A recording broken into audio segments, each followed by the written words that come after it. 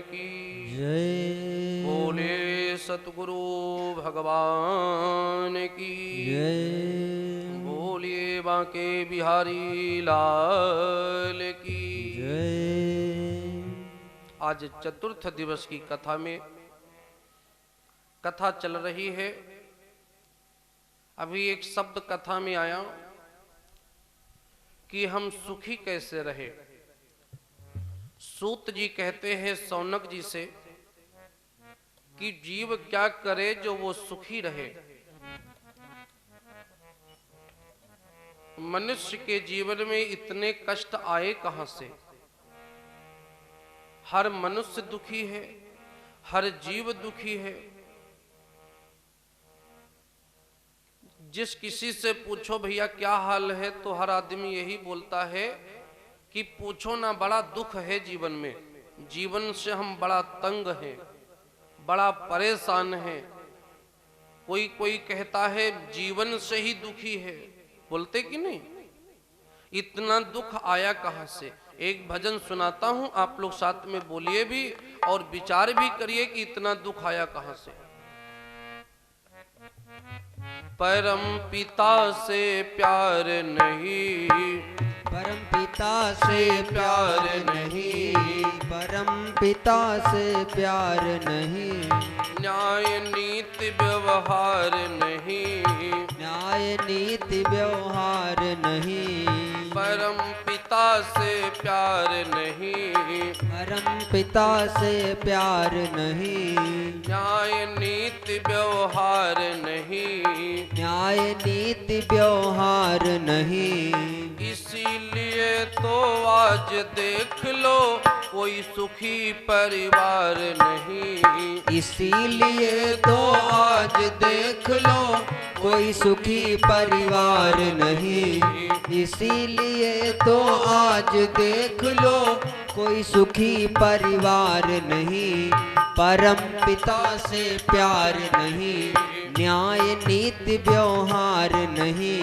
परम पिता से प्यार नहीं, न्याय नीति व्यवहार नहीं। इसीलिए तो आज देख लो कोई सुखी परिवार नहीं। इसीलिए तो आज देख लो कोई सुखी परिवार नहीं। अब जरा सोचे, विचार करें। ये बल्ब लगा हुआ है, जब स्विच चान करेंगे तभी जलेगा, अन्यथा बंद रहेगा, चाहे दिन हो अथवा रात। सूर्य भगवान कोई है स्विच, कोई है जलाने वाला।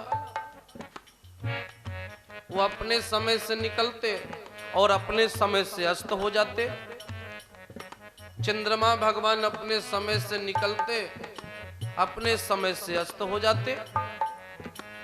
सूर्य चांद तारों का जन जन, सूर्य चांद तारों का जन जन। कहाँ बिजली घर बना हुआ, कहाँ बिजली घर बना हुआ। पल भर को धोखा नहीं देते जन, पल भर को धोखा नहीं देते जन। कहाँ कनेक्शन जुड़ा हुआ, कहाँ कनेक्शन जुड़ा हुआ। खंभा कोई तार नहीं, खंभा कोई तार नहीं।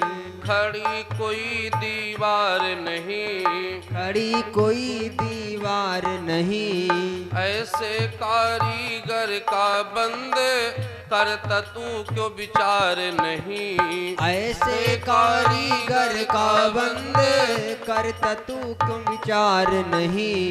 परम पिता से प्यार नहीं, परम पिता से प्यार नहीं। न्याय नीति व्यवहार नहीं, न्याय नीति व्यवहार बोलो। नहीं। इसीलिए तो आज देख लो कोई सुखी परिवार नहीं। इसीलिए तो आज देख लो कोई सुखी परिवार नहीं। इसीलिए तो आज देख लो कोई सुखी परिवार नहीं। जरा सोचो, ये इतना सुंदर शरीर उस परम पिता परमात्मा ने दिया है। कितनी सुंदर सजावट हुई है शरीर की। आंखें लगी है,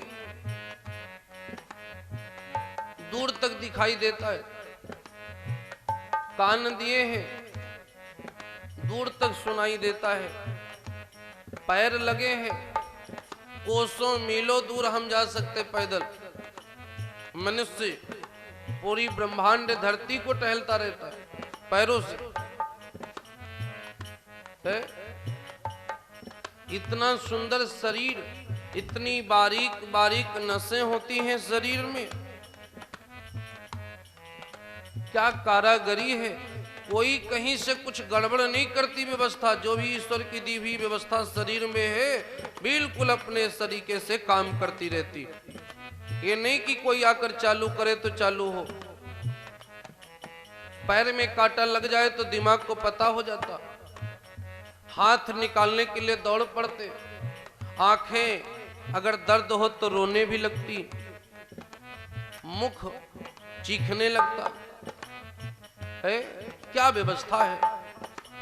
मानव चोले में ना जाने, मानव चोले में ना जाने, कितने यंत्र लगाए हैं, कितने यंत्र लगाए हैं, कीमत माप सका ना कोई, कीमत माप सका ना कोई, सब अनमोल बनाए हैं, सब अनमोल बनाए हैं, पा सकता कोई पार नहीं, पा सकता कोई पार नहीं, रिश्वत की सरकार नहीं, रिश्वत की सरकार नहीं, ऐसे कारीगर का बंदे करता तू क्यों विचार नहीं, ऐसे कारीगर का बंदे करता तू क्यों विचार नहीं, ऐसे कारीगर का बंदे करता तू क्यों विचार नहीं,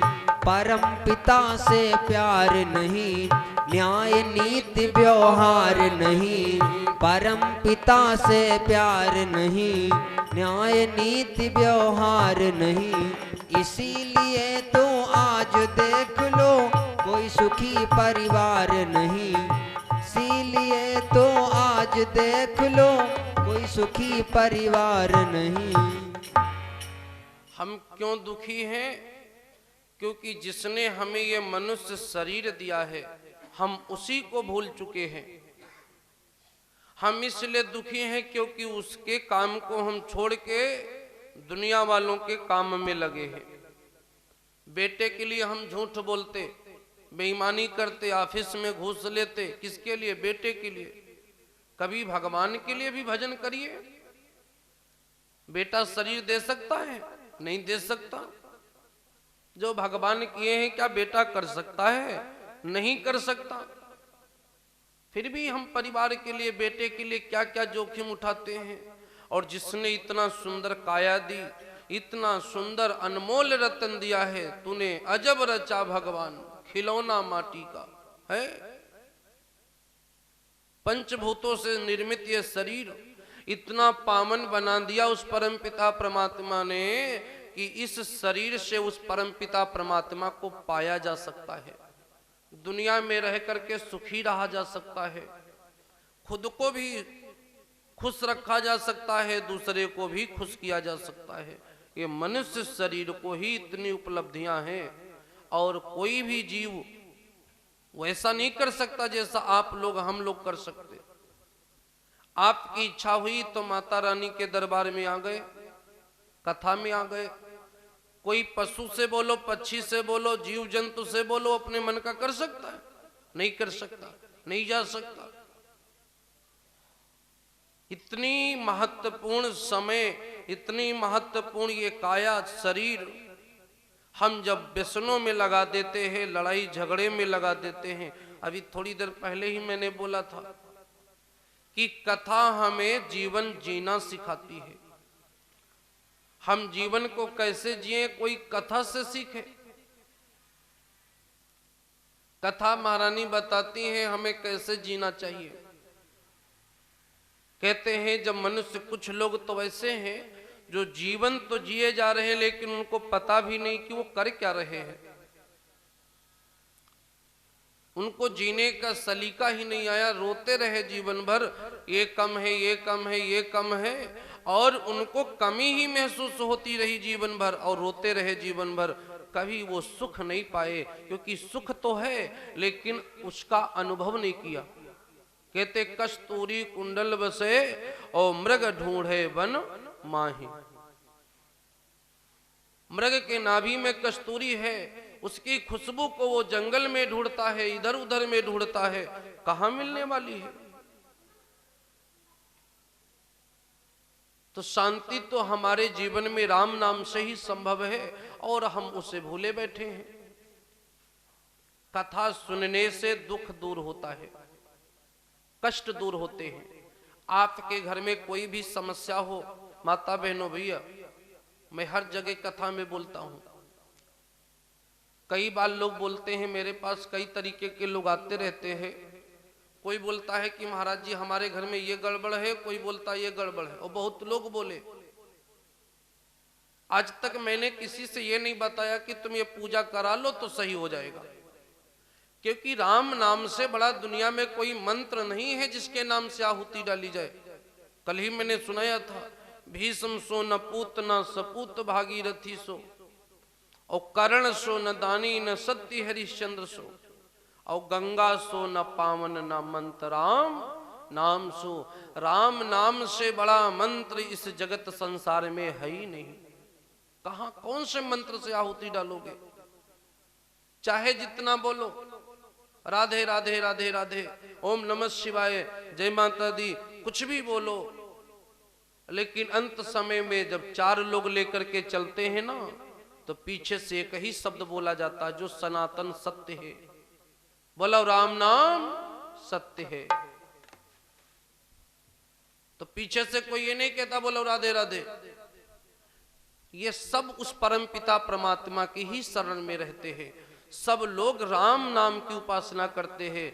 भगवान शिव भी राम नाम की उपासना करते हैं, और अपने राम जो अयोध्या जी वाले हैं ना, ये भी उस राम की उपासना करते हैं। संत जन राम को जो मानते हैं, वो राम कौन है? वो अनादि है, और वही राम राम बन बन करके जब जब त्रेता आता है तब अयोध्या आते हैं, जब जब त्रेता आता है तब अयोध्या आते हैं।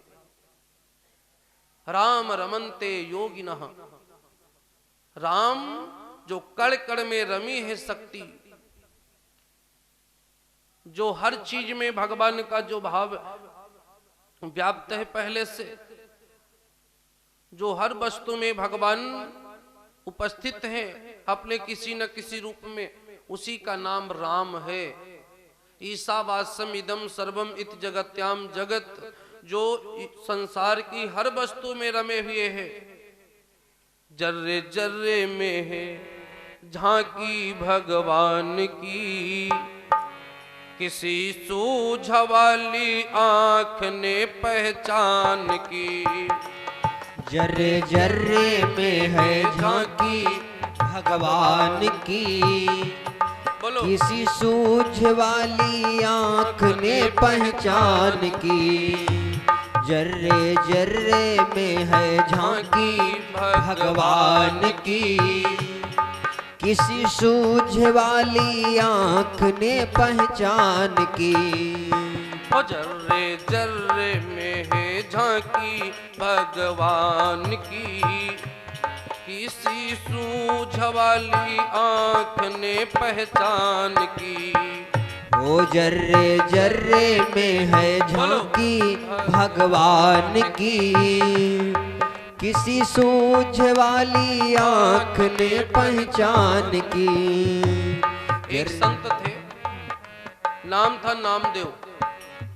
भगवान एक दिन आ गए परीक्षा लेने के लिए, भेष बदल के कुत्ते के भेष में। नामदेव जी रोटी बनाए रखे हुए थे, कुत्ते के भेष में भगवान आए और उस रोटी को मुख में दबाए और भागे। नामदेव जी ने सोचा भगवान है, सभी में भगवान है। अब ये कड़ी कड़ी रोटियां हैं और भगवान के खाने योग्य तो है नहीं। भगवान का भोग लगाने के लिए भोजन थोड़ा दूसरी तरीके से हम लोग बनाते हैं। तो कहा भगवान ये कड़ी रोटियां कैसे पाएंगे? तो नामदेव जी घी का कटोरा रखा हुआ था जिससे आरती किया करते थे। रोज आरती धूपबत्ती करने के लिए आश्रम में घी रहता है, वही घी का कटोरा लेकर के नामदेव जी पीछे पीछे दौड़ते हैं और कहते हैं कुत्ता भगवान ठहर जाओ, इतने कोमल तुम्हारे दांत, इतनी कठोर ये रोटी तुम्हारे दांतों से नहीं कटेगी, थोड़ा घी भी लेकर के जाओ, रोटी में लगा लेना, तो आप जब पाएंगे तो रोटी नरम हो जाएगी। सोचो भाव, भाव ही तो भगवान से मिलाता है।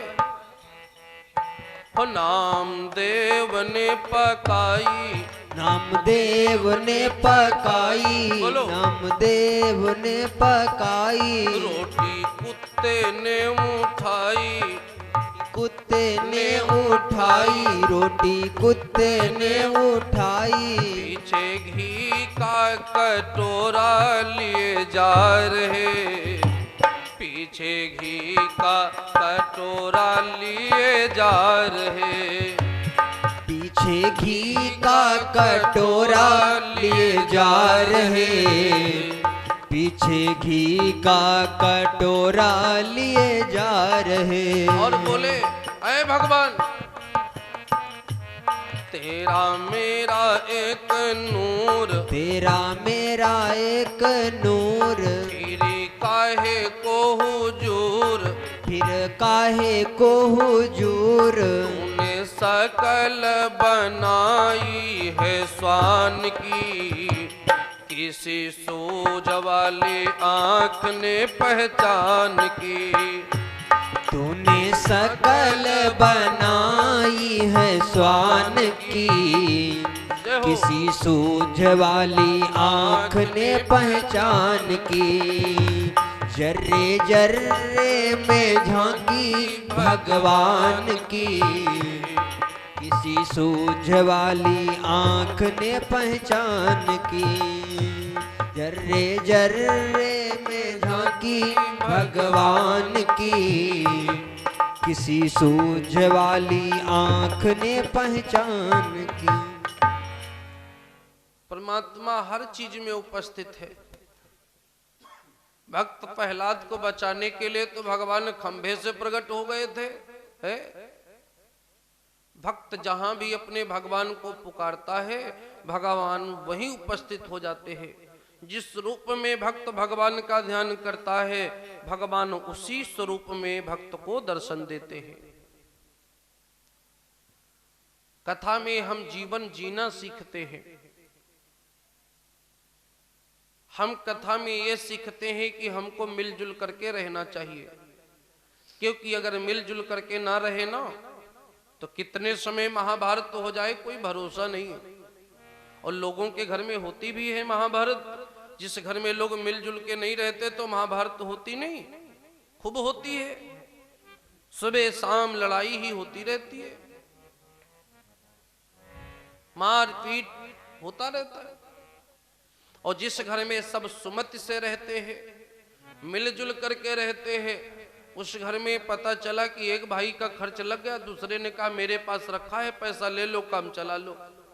वो कहता नहीं चलो बंदोबस्त हो जाएगा, कहता नहीं रखा ही तो है ले लो। वो जबरदस्ती देता है। जहाँ लड़ाई होती मांगे पर भी नहीं मिलता है। जहां सुमति तहां संपत्ति नाना, जहां सुमति है वहीं संपत्ति है, क्योंकि जहां सुमति है वहीं बुद्धि विकास करती है, वहीं पर बुद्धि स्थिर होती है, वहां बुद्धि से लोग काम लेते हैं। और जहां बुद्धि संतुलित है वहां पर प्रेम संतुलित है। और प्रेम, क्योंकि बुद्धि संतुलित है तभी प्रेम भी मनुष्य कर सकता है। और प्रेम संतुलित है तो समर्पण संतुलित है। और समर्पण अगर है तो हर व्यक्ति एक दूसरे की मदद करने को तैयार है। फिर लड़ाई का है कि बोलो सही या गलत? फिर लड़ाई किस बात की? हम लोग कथा सुन रहे हैं, श्रीमद् देवी महाभागवत, इस पावन पवित्र कथा को श्रवण कर रहे हैं आज चतुर्थ दिवस में। तृतीय स्कंध में कथा आई है। सूत जी सुनाते हैं सौनक ऋषि को कि भगवान राम जी के चरित्र का वर्णन हुआ है। राम जी की कथा का पूरा वृत्तांत है संक्षिप्त में। कोई भी पुराण हो, किसी भी पुराण की कथा आप सुनेंगे, जब तक उस पुराण में राम का चरित्र नहीं आता है तब तक कोई भी पुराण की कथा संपन्न नहीं होती। चाहे शिव पुराण हो, चाहे गरुड़ पुराण हो, चाहे नारद पुराण हो, चाहे देवी महाभागवत पुराण हो, कोई भी पुराण हो। 18 पुराणे हैं। राम के चरित्र को सुने बगैर कथा पुराण की संपन्न ही नहीं हो सकती। तृतीय स्कंध में भगवान राम जी के जीवन वृत्तांत की कथा आती है। एक और भी बड़ा विचित्र प्रश्न है। व्यास जी लिखते हैं पुराण में, सूत जी बोलते हैं कि राम जी ने भी जो व्रत हम लोग रखते हैं चैत मास में, और इधर कहते क्वार मास में होता है व्रत दुर्गा जी का, और वहां चैत रामनवमी भी होती है, चैत में भी नवरात्र होते हैं। तो जो चैत के नवरात्र है ये भगवान राम ने भी अपने जीवन में किए हैं। ये नवरात्र के पीछे रहस्य है पुराण में कि ये नवरात्र भगवान राम ने भी रखे हैं। नवरात्र 9 दिन के राम जी ने आखिर ये नवरात्र पूजा क्यों की है, राम जी ने नवरात्र क्यों व्रत रखा है, और राम जी के जीवन का वृत्तांत क्या है, ये तीसरे स्कंध में पूछा गया। सूत जी बोलते हैं हम लोग भी प्रेम के साथ में श्रवण करें। राम जी का चरित्र एक ऐसा चरित्र है कि जो लोग राम चरित्र में अपनी रुचि रखते हैं, ध्यान से प्रेम से श्रवण करते हैं, उनका चरित्र भी राम जी जैसा ही होने लगता है। राम कथा हमें मिलजुल करके रहना सिखाती है। देखिए माताओं का प्रेम, राम कथा में क्या सुनते हैं, माताओं का प्रेम। राम जी पुत्र हैं माता कौशल्या रानी के, और वनवास किसने दिया है, माता कैकेयी ने। आजकल कोई ऐसा कर सकता है?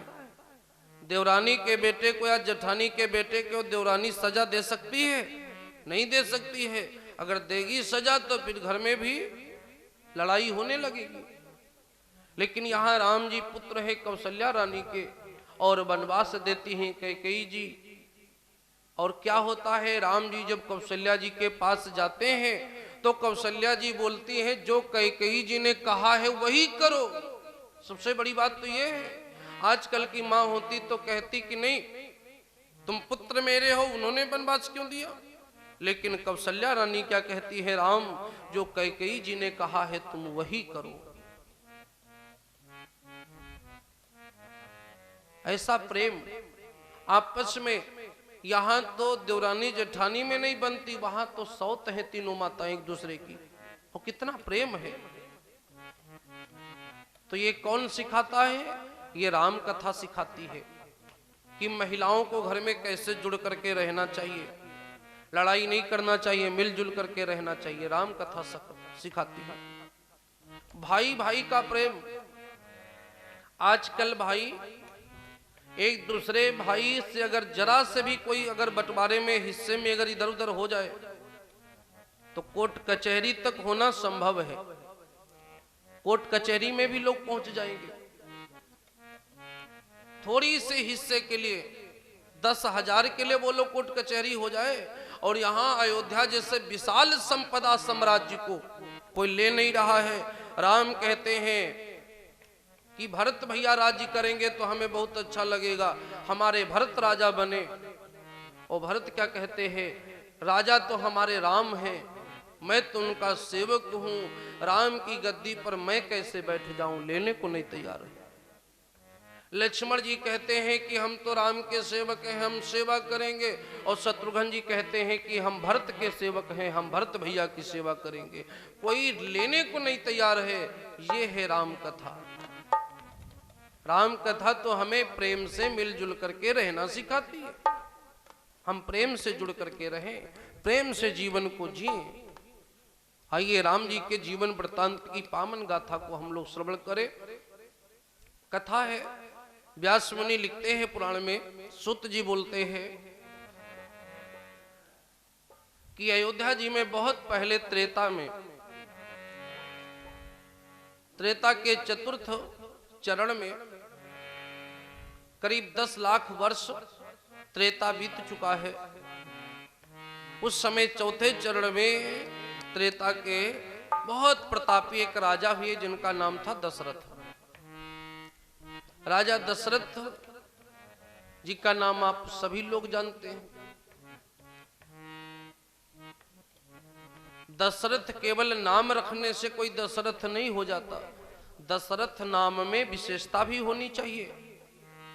वेद विदित तहि दशरथ नाऊ, जिनको वेद पता है, जिनको वेद शास्त्रों के स्वरूप है, जो उनका नाम दशरथ है। केवल नाम रख लेने से दशरथ नहीं हुए, हमारा दशरथ वेद के स्वरूप है। जिनके पुत्र स्वयं ब्रह्मा आकर के जिनके पुत्र बन गए हों, ब्रह्मा जी जिनके विषय में वेदों में वर्णन करते हों, सरस्वती जी जिनका बखान करती हों, ऐसे राजा दशरथ हैं। वैसी ही रानी कौशल्या है, कोई साधारण नहीं है। राजा दशरथ के घर में पुत्र नहीं है तो गुरु जी के आश्रम पर राजा दशरथ जाते हैं। गुरु जी से निवेदन करते हैं, गुरुदेव हमारे कोई संतान नहीं है, हमको पुत्र चाहिए। बड़ी अनुनय विनय करने पर रामायण जी तो कहती है, गुरु ग्रह गयो तुरत मही पाला, औ चरण लागी करी विनय विशाला, निज दुख सुख सब गुरु ही सुनायो, और तब वशिष्ठ बहु विधि समझायो। क्या समझाया? कि धरवधीर हुई है सुत चारी, धरहु धीर होई है सुत चारी, प्रभुवन विदित भगत भयहारी, प्रभुवन विदित भगत भयहारी, प्रभुंगी सई वशिष्ठ बोलावा, वो श्रृंगी ऋषि वशिष्ठ बोलावा, हो पुत्र काम सुभज के करावा, वो पुत्र काम शुभ जग करावा, पुत्र काम शुभ जग करावा। गुरु भगवान के पास में राजा दशरथ जी जाते हैं और गुरु भगवान से अपना दुख तकलीफ सुनाते हैं। यहां पर 1 मिनट हम लोग भी समझ लें। पहली बात, शास्त्र कहते हैं कि हर व्यक्ति के जीवन में गुरु होना चाहिए, हर व्यक्ति के जीवन में गुरु होना चाहिए। कुछ लोग खुद ही गुरु बन जाते तो कहते हम नहीं करते गुरु, हम खुद ही इतने ज्ञानी हैं, बोलते नहीं। बहुत ऐसे अहंकारी मिल जाएंगे, वो किसी की नहीं सुनते, वो कहते हैं कि हम अपने बाप की नहीं सुनते, तुम्हारी कैसे सुन ले। वो किसी की नहीं सुनते, वो कहते हम खुद ही ज्ञानी हैं। लेकिन चाहे जितने ज्ञानी हो जाओ, लेकिन गुरु होना चाहिए। क्यों? गुरु तो हमारे राम जी ने भी किया था। क्या राम जी से भी बड़ा कोई ज्ञानी है क्या? है? गुरु तो राम जी ने भी किया है, गुरु तो कन्हैया जी ने भी किया है। हर व्यक्ति के दो गुरु होते हैं, एक शिक्षा के गुरु होते हैं, एक अध्यात्म गुरु होते हैं। राम जी के भी दो गुरु हैं। शिक्षा के गुरु विश्वामित्र जी हैं, अध्यात्म गुरु वशिष्ठ जी हैं। एक होता है गुरु, दूसरा होता है सतगुरु। गुरु और सतगुरु में ये अंतर है कि गुरु हमें बाह्य जगत की जानकारी कराते हैं, पढ़ना लिखना सिखाते हैं, लोगों से बोलचाल सिखाते हैं, ये गुरु का काम है। लेकिन दुनिया संसार में जो भेद है हमारे मन में, उसे मिटा करके ब्रह्म से मुलाकात करवा दें, उनको हम सतगुरु कहते हैं। गुरु बहुत होते हैं जीवन में। दत्तात्रेय भगवान के 24 गुरु थे। कथा सुनी आप लोगों ने? उनके 24 गुरु थे। गुरु बहुत जीवन में होते, लेकिन सतगुरु मात्र एक होता है। ऐसे गुरु भगवान सबके जीवन में होने चाहिए। कहते हैं कि जो जिसके जीवन में गुरु नहीं है, उस मनुष्य का जीवन और उस जीवन में कमाया गया कर्म चाहे जितना सात्विक हो, लेकिन वो खोट में खोट ही रहता है, कभी वो पूर्ण नहीं माना जाता है। कहते हैं निगुरा मत रहना भाई, निगुरे की खोटी कमाई। जो व्यक्ति निगुरा होता है, जिसने गुरु नहीं किया है, चाहे जितना अच्छा कर्म दान पुण्य धर्म कुछ भी करे, लेकिन उसकी कमाई में हमेशा बरकत नहीं होती, खोट ही रहती है। धन्य है गुरु भगवान, जो एक अज्ञानी जीव को ब्रह्म तक पहुंचा देते हैं, ब्रह्म से मिला देते हैं, संसारी भेद को मिटा देते हैं। धन्य है ऐसे गुरु भगवान। आप लोग भी अपने अपने गुरु का ध्यान करें। एक लाइन सभी लोग साथ में स्मरण करें। गुरु पैया लगूं, बड़ी प्यारी लाइन है और ये मेरी मन पसंद की लाइन है। मैं चाहता हूं आप लोग भी साथ में गावें। सभी के गुरु होते हैं, आप लोगों के भी होंगे। अपने अपने गुरु के चरणों में अपने हृदय से इस लाइनों को बोले। अरे गुरु पैया लगूं, नाम लखाई दीजो रे। तो पैया लगूं, नाम लखाई दीजो रे। गुरु पैया लगो, नाम लखाए दीजो रे। गुरु पैया लगो, नाम लखाए दीजो रे। हो लखाए दीजो रे, गुरु लखाए दीजो रे। हो लखाए दीजो रे, गुरु लखाए दीजो रे। गुरु पैया लगो, नाम लखाई दीजो रे। गुरु पैया लगो, नाम लखाए दीजो रे। गुरु पैया लगो, नाम लखाए दीजो रे। ये अज्ञानी मन जन्म जन्म का सोया मेरो मनवा। जन्म जन्म का बोलो। सोया मेरो मनवा। जन्म जन्म का सोया मेरो मनवा। ओ जन्म जन्म का सोया मेरो मनवा। सब दन मारी जगाई दीजो रे। गुरु सब दन मारी जगाए दीजो रे। गुरु पैया लगो, नाम लखाए दीजो रे। गुरु पैया लगो, नाम लखाए दीजो रे। हो सब दन मारी जगाए दीजो रे। गुरु सब दन मारी जगा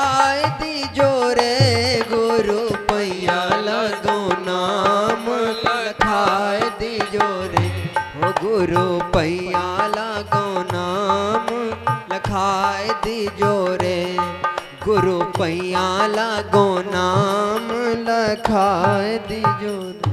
बोलिए सतगुरु भगवान भगवान की की। जय। तो गुरु साक्षात ब्रह्म है। लिखा है गुरुर ब्रह्मा गुरुर विष्णु गुरुर देवो महेश्वरः। लेकिन मोहर किसी में नहीं लगी है, मोहर किसी में नहीं लगी है। और मोहर कहाँ लगी है? गुरुर साक्षात परम ब्रह्म के लिए मोहर लगी है, गुरु भगवान में। साक्षात का मतलब है ये मोहर है। प्रमाणित किया गया कि गुरुर साक्षात परम ब्रह्म। गुरु भगवान ब्रह्म नहीं है, ये परम ब्रह्म है। क्योंकि ब्रह्म के ऊपर भी कोई स्थान है, वो होता है गुरु भगवान का। कहते भगवान से भी बड़े गुरु होते हैं। ऐसे नहीं बोला गया गुरु गोविंद दो खड़े काके लागो पाए, बलिहारी गुरु आपकी गोविंद दियो मिलाए। ऐसे नहीं बोलते हैं कि भगवान से भी बड़ा स्थान गुरु को। गुरुर साक्षात परम ब्रह्म। क्योंकि ब्रह्मा जी हैं, वो ब्रह्मा जी के ऊपर ब्रह्म है, और ब्रह्म के ऊपर भी परम ब्रह्म है। और परम ब्रह्म कोई और नहीं, गुरु भगवान होते। गुरु कोई व्यक्ति नहीं होता। एक बात और बता दें कि गुरु कोई व्यक्ति का नाम नहीं है, गुरु उस तत्व का नाम है, गुरु उस योग्यता का नाम है कि जो ईश्वर और जीव के बीच के भेद को मिटाने की कैपेसिटी कमा ले। अर्थात इतना त्याग तप करके अपने अंदर इतना परमात्मा का साक्षात्कार कर ले कि साधारण से जीव को भी ब्रह्म से मिलाने की क्षमता योग्यता प्राप्त कर ले, उसी को गुरु कहते हैं। इस दर्जे को जो व्यक्ति अपने जीवन में धारण कर लेता है, वो गुरु के पद को प्राप्त हो जाता है। तो गुरुर साक्षात परम ब्रह्म और तस्मै श्री गुरवे नमः। इसलिए गुरु भगवान के चरणों में वेद शास्त्र देवी देवता सभी नमन करते हैं। ऐसा कोई नहीं है जो गुरु न करे। कन्हैया जी के भी दो गुरु हैं। शिक्षा के गुरु हैं श्री संदीपन जी महाराज, और अध्यात्म गुरु है श्री गर्गाचार्य जी महाराज। तो सभी के दो गुरु होते हैं। हम आपके भी होते हैं। एक सतगुरु होते हैं जो हमें ईश्वर का मार्ग बताते हैं, ईश्वर से मिलाते हैं। और एक गुरु होते हैं जब हम लोग स्कूलों में जाते हैं तो वो पढ़ाते हैं।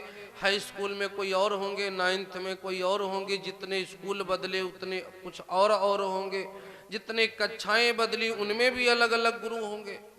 तो गुरु तो जीवन में आते जाएंगे, सिखाते जाएंगे।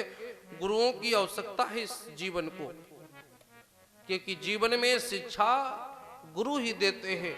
प्रथम गुरु जो होता है वो माँ होती है, क्योंकि पहली पाठशाला माँ से ही प्रारंभ हुई है। बच्चे को सर्वप्रथम जब बच्चे को बोलना सिखाती है तो कौन? माँ सिखाती है।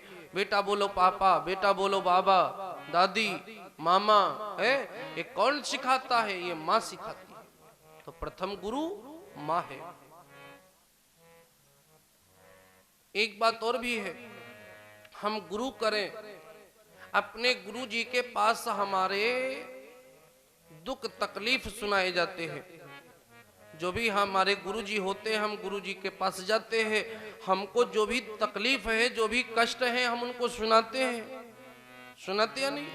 सुनाते हैं। इसमें होना क्या चाहिए? कुछ लोग अपने गुरु के पास तभी जाते हैं जब उनको कोई तकलीफ होती, मंदिर में तभी जाते हैं जब उनको कुछ मांगना होता। मांगना है तो रोज मंदिर जाएंगे, और नहीं तो 2-4 साल का कहो जीवन भर मंदिर ही ना जाए।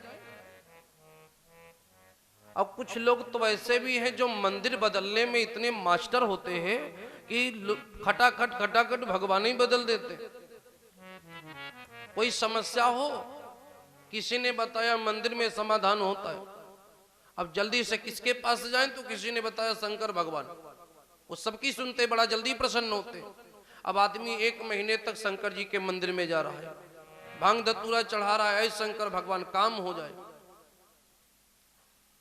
और हद तो तब पार हो जाती है जब वो कहता है कि अगर ये हमारा काम बन गया ना तो तुम्हारे मंदिर में हम टाइल्स लगवा देंगे, लेकिन शर्त है अगर हमारा काम हो गया तभी लगवाएंगे, अन्यथा नहीं लगवाएंगे। और जल्दी बहुत है, भगवान जितना जल्दी हो सके उतना जल्दी कर दो, उसको जल्दी बहुत है। 1 महीने के अंदर काम नहीं हुआ तो उसको रुकने की, शांति रखने की उसके पास समय नहीं है। फिर वो दूसरे से पूछता अब क्या करे, तो दुनिया वाले भी बता देते हैं कि वहां पर जाओ, हनुमान जी का मंदिर है, बहुत शक्ति है। अब वो शंकर जी को छोड़ बैठे और हनुमान जी को पकड़ लिए। अब शंकर भगवान से बोले तुम कुछ नहीं करते, बैठो। अब हनुमान जी के मंदिर में रोज जा रहे हैं, 1 महीने तक गए, अगर कामना ना पूरी हुई वहां पर भी बोल दिए अरे हनुमान जी अगर काम बन गया तो 5 किलो लड्डू, और काम नहीं बना तो लड्डू कैंसिल, फिर नहीं चढ़ाएंगे। महीने खान दौड़ के गए, अगर वहां पर भी काम नहीं बना तो फिर छोड़ो, यहां पर भी कुछ नहीं होता है। अब किसी ने बताया वहां चले जाओ, वो दुर्गा मंदिर है, बहुत शक्ति है। अब दुर्गा मंदिर में तुमको 1 महीने के बाद में दिखेंगे। फिर किसी ने बता दिया यहां चले जाओ, वहां चले जाओ, वो दौड़ते ही रहते, वो भगवान ही बदलते रहते जीवन भर। लेकिन सत्य ये है, जीवन में जिस किसी को भी अपना इष्ट मान लो, उसी के चरणों में आप अर्पित हो जाओ, उसी के चरणों में अपनी बागडोर सौंप दो, वो तुम्हारी हर व्यवस्था करेंगे। थोड़ा समय तो दो, थोड़ा वक्त तो दो, कुछ नहीं बिगड़ेगा तेरा प्रभु शरण आने के बाद। आप जब शरण में आ जाएंगे भगवान के तो कुछ भी नहीं बिगड़ेगा, लेकिन वक्त तो दो, थोड़ा ठहरो तो। गुरु भगवान के पास जाओ, मंदिर में जाओ, भगवान से अपनी तकलीफ सुनाओ। उसके लिए एक नियम और भी है, भगवान के मंदिर में मुरादें सुनी कैसे जाती हैं, तरीका मालूम आप लोगों को कि बतावे? सुन लीजिए आप लोग, मंदिर में कोई भी देवी मंदिर में जाओ, चाहे देवता मंदिर में जाओ, चाहे गुरु जी के पास जाओ, जो शास्त्रों का नियम है उसके अनुसार व्यवहार करना चाहिए। शास्त्र कहते हैं गुरु के दरबार में, भगवान के दरबार में, माताओं के दरबार में जब हमें जाना चाहिए तो अपना दुख और अपना सुख दोनों बताना चाहिए। महाराज दशरथ ने क्या किया है, निज सुख दुख सब गुरु ही सुनायो। शास्त्र कहते हैं कि हम भगवान के दरबार में जाकर के दुख भी सुनावे तो जो घर में हमारे सुख है वो भी सुनावे।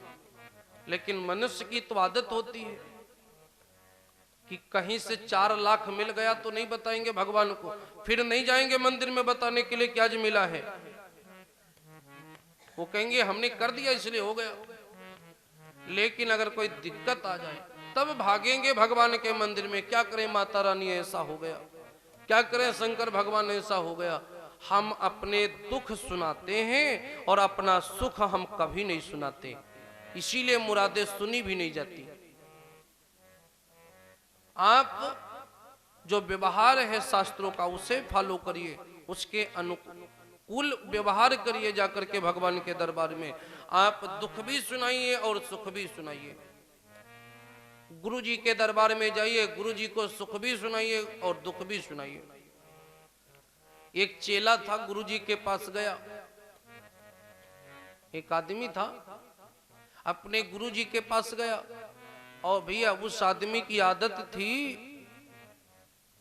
कुछ लोगों के शब्द हो जाते तकिया कलाम, जो हर शब्द में निकलता है वो वर्ड होता है कि नहीं, आदत बन जाती कुछ शब्द कहने की। तो उसकी आदत थी सब आपकी इच्छा से। अगर कोई घर परिवार में कोई कुछ पूछता तो कहता सब आपकी इच्छा से। एक भक्त की इच्छा हमने पिछले दिन पहले दिन कथा में सुनाई थी, वो बोलता था सब राम जी की इच्छा से। आज एक शिष्य है, वो उसकी आदत है आपकी इच्छा से, तो वो अपने गुरु जी से मिलने गया। अब गुरु जी के पास जब मिलने गया, गुरु भगवान हालचाल तो पूछेंगे ही कि क्या हालचाल है, कोई कष्ट परेशानी कोई दुख तकलीफ पूछेंगे। तो जब मिलने गया तो गुरु भगवान ने पूछा और बताओ हालचाल। तो बोला गुरुजी सब ठीक है, लेकिन पत्नी बीमार है आपकी इच्छा से। क्योंकि उसकी आदत है कहने की आपकी इच्छा से, तो वो शब्द जोड़ता बार बार, पत्नी बीमार है आपकी इच्छा से। अब गुरुजी चुप। अब गुरुजी कुछ नहीं बोले। गुरुजी सोचे अब बोले तो हम क्या बोले, बोलने लायक कुछ है ही नहीं। गुरुजी शांत हो गए। अब वो स्टार्ट हो गया तो फिर बोलता ही जाए बोलता ही जाए। थोड़ी देर बाद फिर बोला गुरुजी सब कुछ बढ़िया, मोहल्ले में सब ठीक ठाक है, और फलाने भैया है ना, उनकी लड़ाई हो गई है पड़ोसी से आपकी इच्छा से। अब गुरुजी को अंदर अंदर गुस्सा आने लगी। गुरुजी शायद कुछ बोले, फिर बोल पड़ा गुरुजी सब तो अच्छा अच्छा चल रहा है, लेकिन छोटा वाला लड़का जो है वो स्कूल नहीं जा रहा है आपकी इच्छा से।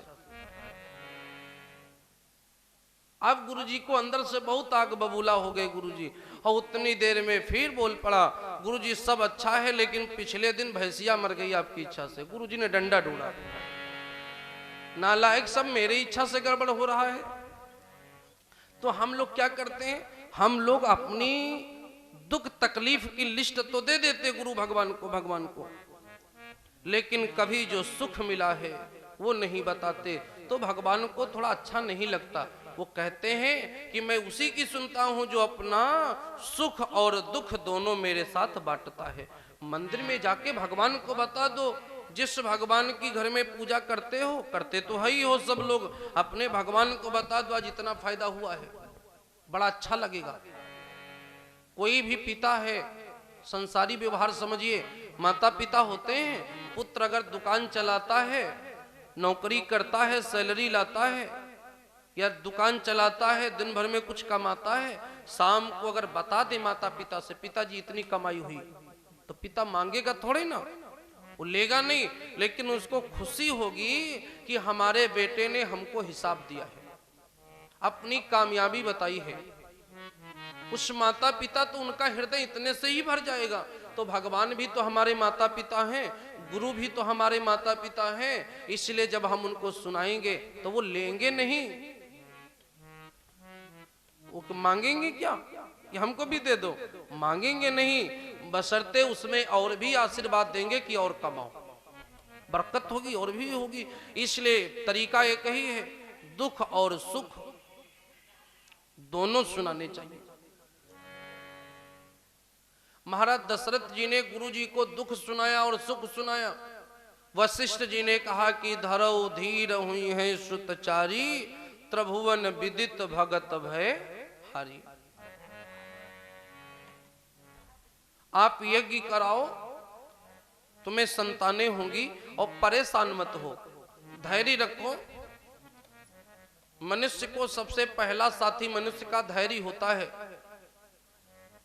धीरज धर्म मित्र अरुणारी, ये चार साथी हैं मनुष्य के जीवन में। धीरज धर्म मित्र अरुणारी, जिसमें से पहला साथी उसका धैर्य है। अगर सारे साथी साथ छोड़ दे तो धैर्य नहीं छूटना चाहिए, धैर्य को पकड़े रखिए और आपकी नैया पार हो जाएगी। आपके ऊपर समस्या आ जाएगी तो कोई जरूरी नहीं है कि दुनिया वाले आपकी मदद करेंगे, लेकिन धैर्य रखोगे तो नैया पार हो जाएगी।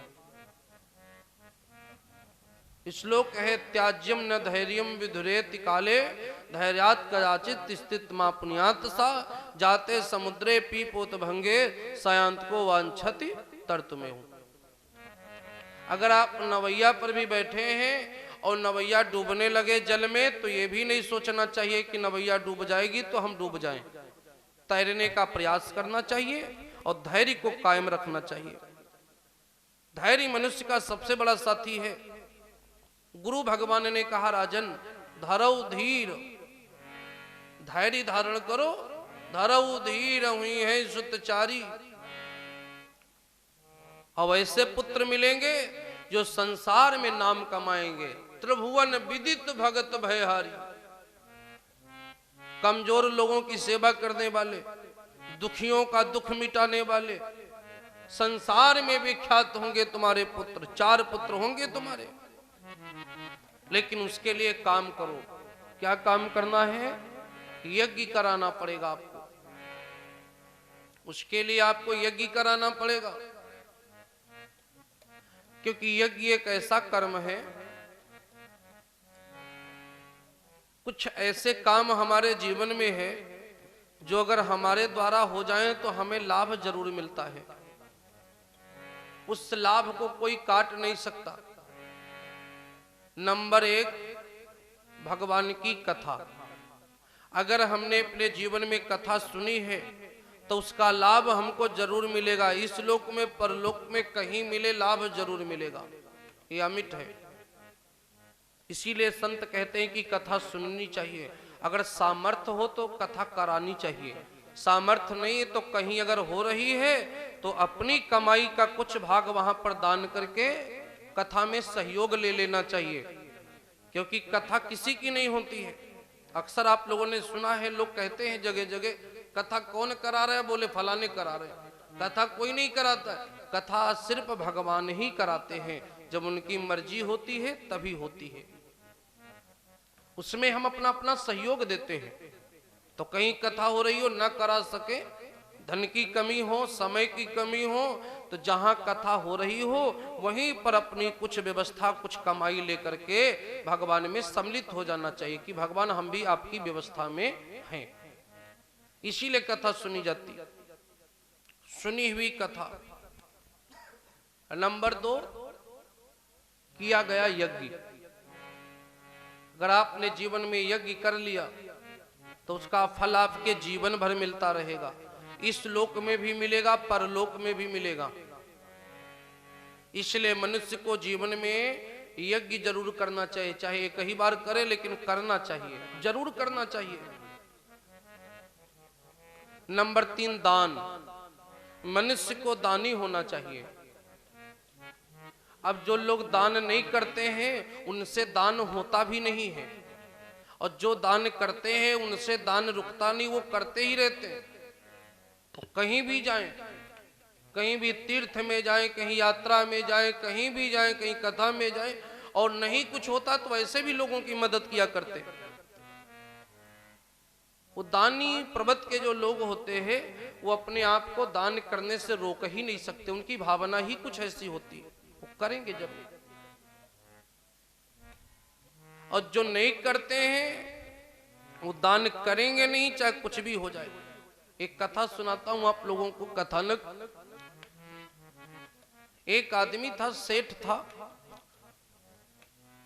उसका नाम था दानचंद। संत एक सुनाते हैं कि उस भक्त का नाम था दानचंद, और दानचंद इसलिए नाम रख दिया लोगों ने क्योंकि वो इतना कंजूस था कि कभी किसी को मिट्टी भी उठा के नहीं देता। इसलिए लोगों ने चिढ़ करके उसका नाम दानचंद रख दिया, कि नाम रख दिया दामचंद।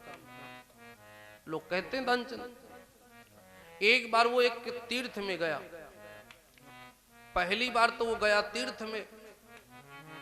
उसने सोचा कि सभी लोग जाते हैं, चलो हम भी हो हमें, और भेजा किसने? पत्नी ने भेजा। घर में पत्नी धर्मवान होनी चाहिए। जिस पुरुष की पत्नी धर्मवान होती है वो पत्नी अपने पति को भी धर्म की रास्ता पर ही चलने के लिए बोलती है। आदमी मंदिर नहीं जाएगा तो पत्नी कहेगी कभी चले जाया करो, वो कथा में नहीं जाएगा तो पत्नी बोलेगी कभी सुन आया करो। इसलिए पत्नी अगर धर्मवान है तो पुरुष भी धर्मवान हो जाएगा। दानचंद की पत्नी बड़ी धर्मवान थी। उसने भेजा कि कभी कहीं जाते नहीं हो, जाओ एक बार कहीं संगम स्नान कराओ। तो संगम नहाने के लिए फिर दानचंद गए। संगम में पहुंचे तो सोचा कि स्नान करें, लेकिन स्नान करने से पहले नजर पड़ी तो तमाम पंडा लोग वहां खड़े थे पूजा ही करवाने वाले, और वो ठहरे नंबर 1 के कंजूस। वो कहीं दान करना नहीं चाहते, वहां स्नान करोगे घाट पे तो दान देना पड़ेगा, वो तो तय है। तो दानचंद ने सोचा कि स्नान भी करना जरूरी है, यही करने तो आए हैं, और यहां करेंगे तो देना पड़ेगा। तो हर तीर्थ में थोड़ी दूर पर मुर्दे तैराए जाते हैं, शमशान बना होता है, जो लोग गंगा जी में प्रवाहित करने के लिए लाशें लाते, डेड बॉडी शमशान बोलते हैं। थोड़ी दूरी पर शमशान था। संगम के किनारे लोग लाशें प्रवाहित करते थे। तो दानचंद ने एक पंडित से पूछा, भैया ये बताओ यहाँ कोई ऐसा घाट है जहां पर दान न देना पड़े? और पूछा भी तो पंडित से पूछा। अब वो अंदर से चिढ़ गया। उसने कहा हाँ है। कहां पर है? थोड़ी दूर चले जाओ, किनारे किनारे वहीं पर है, वहां स्नान करना, वहां नहीं मिलेगा कोई पंडा, वहां लाशें तैरती हैं। दानचंद ने सोचा भले लाशों के साथ नहाना पड़ेगा लेकिन दान से तो बच ही जाएंगे, चलो यही डुबकी लगाते हैं। दानचंद ने स्नान किया। जब ही डुबकी लगाई तो भगवान तो सबकी कहानी देखते हैं ना, हम लोग बैठे हैं, भगवान देख रहे होंगे कहीं ना कहीं। जब ही दानचंद ने डुबकी लगाई तो भगवान को थोड़ा मन में भाव आया कि थोड़ा ये भक्त जो है थोड़ा आनंद लेते हैं इस भक्त से। तो भगवान वहां पर पंडा नहीं तो भगवान पंडा बन के प्रकट हो गए। जब ही दानचंद ने डुबकी मार के ऊपर निकले जल से तो पंडा बन के भगवान खड़े, बोले दक्षिणा दो यजमान। दानचंद सोचे कि दक्षिणे के लिए तो यहाँ मुर्दा घाट नहा रहे हैं, यहां भी पीछा नहीं छोड़ते, यहां पर भी चाहिए। अरे कहा कुछ दे दो, ज्यादा नहीं तो कुछ दे दो, लेकिन दो जरूर। तो पुराना समय था, पुराने जमाने की उदाहरण है, उसमें ढेला चलता था, एक ढेला दो ढेला। उसके बाद में मुद्राओं का रूपांतरण हुआ, कहीं कुछ पैसा चले, पैसे के बाद में अब पैसा भी बंद हो गया, सीधे रुपया से कहानी शुरू होती है। तो पहले ढेला चलता था। तो कहा कुछ करो, लेकिन करो जरूर, अगर तुमने स्नान किया तो दान तो हम जरूर लेंगे। अब दानचंद कुछ ना बोले तो भगवान एक बात बोले, पंडा के भेष में है, दानचंद समझे पंडा है। तो भगवान बोले एक सुविधा हो सकती है, अगर अभी तुम्हारे पास नहीं है तो तुम हमारे पास बकाया लिखवा दो। पंडा लोग आप लोग देखे ना कि बकाया लिखवा दो तो बाद में आते कभी वसूल ले, तो बोले बकाया लिखवा दो, आकर के हम वसूल लेंगे तुम्हारे घर। नाम घर का पता सही नहीं नोट करवाया, कहीं पहुंच ना जाए, और नाम फालतू का एक ढेला नोट करवाया और पता फालतू का दे दिया। लेकिन भगवान से कहीं पता गलत बता सकते हो क्या? भगवान तो सब जानते हैं, नोट करवाया गलत तो भगवान ने सही नोट कर लिया, क्या पता है, उन्हें तो सब पता है कहां रहते हो। नोट करवाया, एक ढेला दान देंगे लेकिन आज नहीं कभी देंगे। पंडा जी ने कहा वो तो हम वसूल लेंगे, चिंता न करो। दानचंद वहां से सोचे कि अब और घूमेंगे तो और लोग मिलेंगे, दान मांगेंगे, हम घर जाएं। घर लौट आए। कई महीने बीत गए तो भगवान ने सोचा कि चलो आज उस भगत के घर चलते हैं, उस दानचंद के घर चलते। भगवान को थोड़ा मनोरथ करने का मन हुआ थोड़ा कि चलते हैं और भक्त से आनंद लेते हैं, क्योंकि भगवान भक्त से आनंद नहीं लेंगे तो लेंगे किससे। भगवान आ गए दानचंद के चौखट पे। दानचंद अंदर थे, पंडे भेष में, जिस भेष में वहां दान करवाया था उसी भेष में भगवान आए और खुंडी खटखटाई। दानचंद की पत्नी निकल के आई। हाँ बोली, हाँ महाराज। कहा तुम्हारे पति हैं घर में? बता दो कि जो पंडे को तुमने दान दिया था संगम पे, वो पंडा दान लेने आया है। अंदर जाकर के जब पत्नी गई तो दानचंद ने समझाया, पत्नी ने जाकर के बाबा को बताया। और बाबा, और अच्छा कुछ लोग होते हैं जो दान को छिपाने के लिए किसी हद तक जा सकते हैं, किसी हद तक जा सकते हैं। जब जाकर के बताया कि ऐसी ऐसी बात है, पंडा महाराज आए हैं, किसी को तुमने दान किया था संगम में? कहा हाँ। कहा वो लेने आए हैं।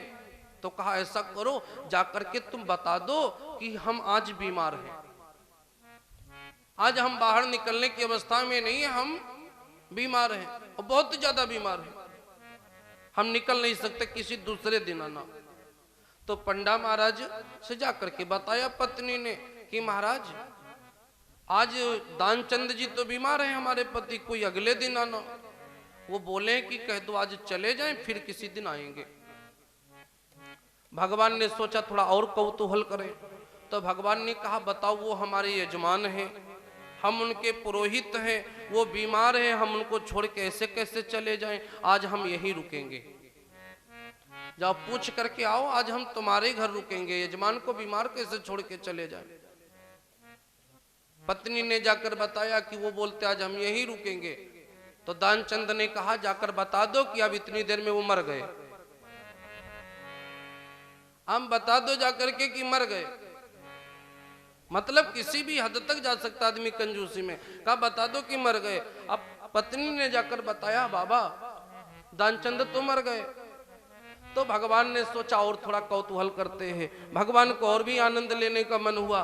तो भगवान ने कहा अच्छा मर गए तो तुम अकेली घर की महिला हो, कोई और है भी नहीं, चलो हम तुम्हारी मदद करते हैं।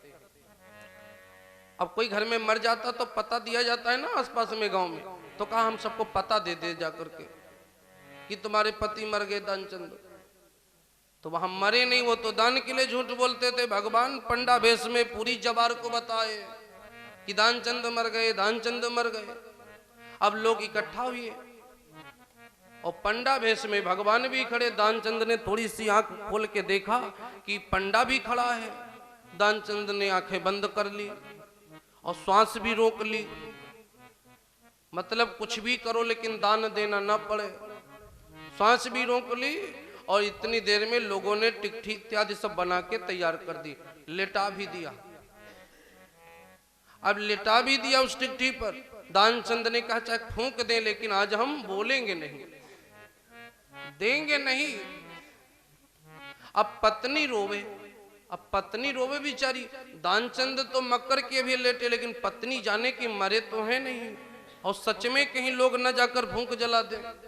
तो पत्नी रोवे तो भगवान बोले कि तुम रोवो ना, सब कोई रोता है। तो पत्नी थोड़ी देर के बाद में बोली कि ये मरे नहीं हैं, ये जिंदा हैं। तो भगवान बोले तो तुम्हारा प्रेम है जो तुम कहती हो जिंदा है। हर कोई कहता है, ये तो तुम प्रेम में कहती हो कि जिंदा है, लेकिन ये तो मर चुके हैं। वो सही में बोले जिंदा है, वो सही में जिंदा। भगवान भी मौके पर थोड़ा कौतूहल कर रहे हैं, बोले तो सब कोई कहता है प्रेम है तुम्हारा, ले चलो अब इनको शमशान। लेकर के लोग जबरदस्ती शमशान पहुंच गए। लकड़ियां घेर के सरा बना दिया, उसके ऊपर लिटा भी दिया। आग लगने की बारी आ गई तो भगवान बोले कि अब तुम आंखें खोल दो दानचंद, जाओ तुम्हारा ढेला हमने माफ कर दिया। तो उठ करके बैठ गए दानचंद। बोले भगवान माफ कर दिया तो ठीक है। बोले सीताराम भगवान की। मतलब जलने तक वो तैयार हो गए। तो जो लोग दान नहीं देते हैं वो नहीं कर पाएंगे तो नहीं कर पाएंगे। एक आदमी था तो रोज जाता था कथा में, 1 रुपया लेकर के जाता था दान करने के लिए। अब वो मुट्ठी में लेकर के रुपया जाए और मन में सोचे कि आज पक्का हम दान करके ही आएंगे। कथा में मन उसका ना लगे, उसका दिमाग लगे दें कि ना दें, दें कि ना दें, वो यही सोचता रहे। अब बड़ी देर तक जब मुट्ठी बंद करोगे तो पसीना तो निकल ही आएगा मुट्ठी में, और मुट्ठी में ही सिक्का रखा 1 रुपए का, और यही हर समय सोचता रहे दें ना दें, ना दें, दें ना दें, यही सोचे। अब बहुत देर तक मुट्ठी बंद होगी तो पसीना निकलेगा, पसीना निकले तो सिक्का भीग जाए तो बोले अच्छा तुम रोते हो तो चलो आज नहीं देंगे कल देंगे। तुमको तकलीफ हो रही है तो चलो रोवो ना, तुम चुप हो जाओ, आवाज नहीं तुमको हम कल देंगे। फिर रख ले, अगले दिन फिर आवे तो फिर वही नाटक करे। तो कहने का मतलब यह है कि जो देना नहीं जानता है वो नहीं दे सकता। दान करना भी ये बहुत बड़ी परमात्मा की कृपा होती है। तो मैं कह रहा था, सुनी हुई कथा, किया गया यज्ञ, दिया गया दान, और बिटिया को पढ़ाना लिखाना, ये 4 काम ऐसे हैं कि इनका फल आपको जरूर मिलता है। लड़की को अपनी जरूर पढ़ाओ लिखाओ, उसको योग्य बनाओ, क्योंकि अगर लड़की पढ़ी होगी तो आगे हमारा देश भी पढ़ा लिखा ही होगा। जो लड़की पढ़ी होगी वो आगे चल के माँ बनेगी, वो अपने बच्चों को भी पढ़ाएगी। और पढ़ी लिखी होगी तो एक शिष्ट व्यवहार करेगी, शिष्ट समाज का निर्माण होगा। समाज से गांव बनता है, गांव से जवार, जवार से तहसील, तहसील से जिला और जिले से प्रदेश, प्रदेश से देश। एक कहानी चलती है बिटिया से। इसलिए बिटिया को पढ़ाना लिखाना, दान करना, यज्ञ करना और कथा सुनना, ये 4 काम ऐसे हैं अगर आपने किए हैं इसका फल जरूर मिलेगा। इसमें जरा भी कोई संदेह नहीं है, फल जरूर मिलेगा। वशिष्ठ जी बताते हैं आप यज्ञ करो तो तुम्हें पुत्र मिलेंगे। राजा दशरथ ने यज्ञ किया। श्रृंगी ऋषि वशिष्ठ बुलावा, पुत्र काम शुभ यज्ञ करावा। यज्ञ हुआ, यज्ञ पुरुष भगवान प्रकट हुए। प्रगटे अग्नि चरु कर लीने, दोने में खीर लेकर के भगवान प्रकट हुए। यज्ञ पुरुष भगवान वो दोना दिया राजा दशरथ को, कहा ये प्रसाद रानियों को बांट दो। रानियों को प्रसाद दिया गया, रानियों ने पाया उस प्रसाद को, सबके गर्भ धारणा बनी। 9 महीने पूर्ण हुए, भगवान का जन्म हुआ। 9 महीने के बाद चैत्र मास की 9वीं है, दिन के 12 बजे भगवान प्रकट हुए हैं। 9वीं तिथि मधुमास पुनीता, 9वीं तिथि मधुमास पुनीता, 9वीं तिथि मधु मास पुनीता, 9वीं तिथि, 9वीं तिथि मधुमास पुनीता, 9वीं तिथि मधुमास पुनीता। शुक्ल पक्ष, शुक्ल पक्ष अभिजीत हरि प्रीता, शुक्ल पक्ष अभिजीत हरि प्रीता, शुक्ल पक्ष अभिजीत हरि प्रीता, शुक्ल पक्ष। भगवान प्रकट हुए। भगवान प्रकट हुए। 9वीं को माता कौशल्या जी ने प्रसव किया, भगवान राम को जन्म दिया। 10वीं के दिन माता कैकेयी जी ने प्रसव किया, भैया भरत को जन्म दिया।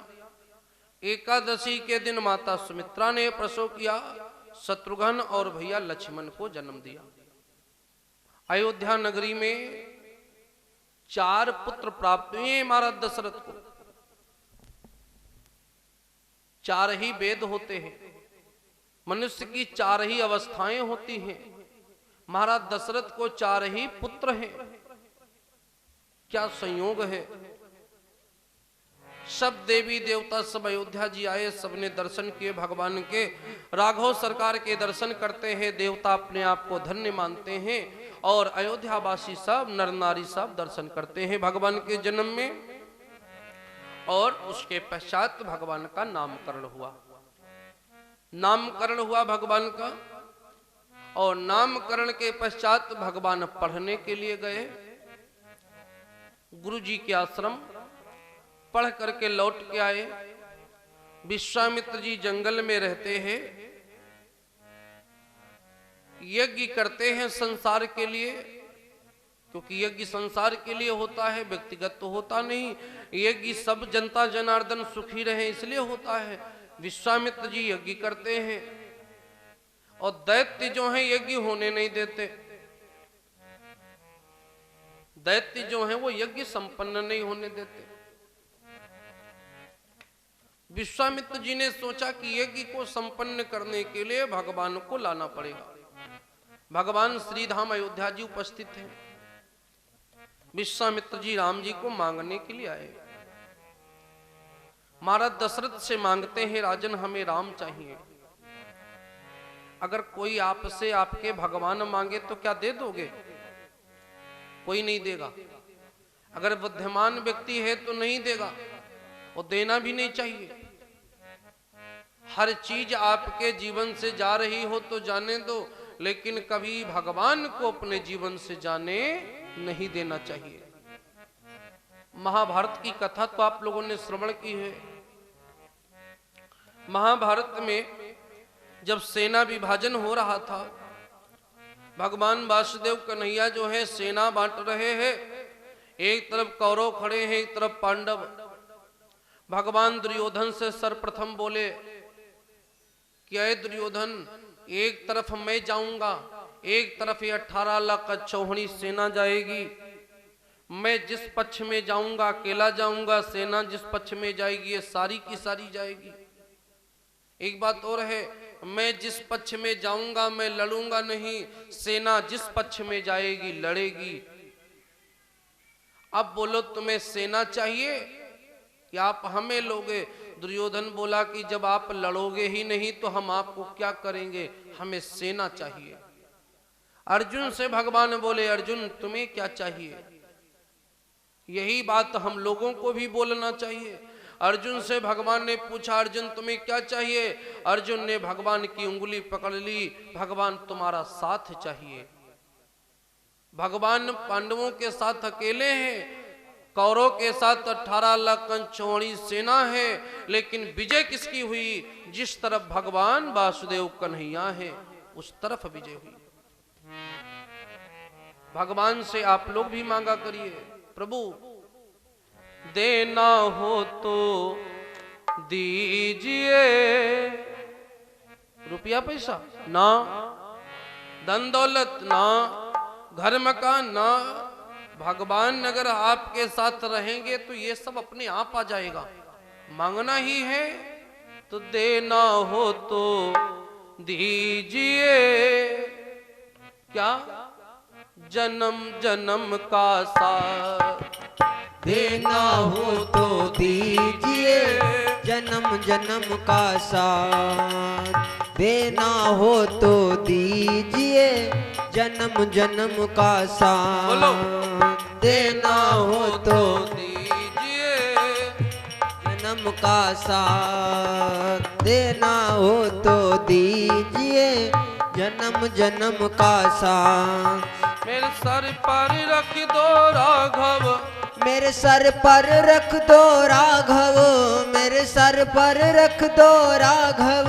अपने ये दोनों हाथ देना हो तो दीजिए, जन्म जन्म का साथ। देना हो तो दीजिए, जन्म जन्म का साथ। देना हो तो दीजिए, जन्म जन्म का साथ। मेरे सर पर रख दो राघव। मेरे सर पर रख दो राघव। अपने ये दोनों हाथ देना हो तो दीजिए, जन्म जन्म का साथ। देना हो तो दीजिए, जन्म जन्म का साथ। देना हो तो दीजिए, जन्म जन्म का साथ। भगवान आप हमें अपना साथ दीजिए। आपका साथ चाहिए, बाकी कुछ नहीं चाहिए।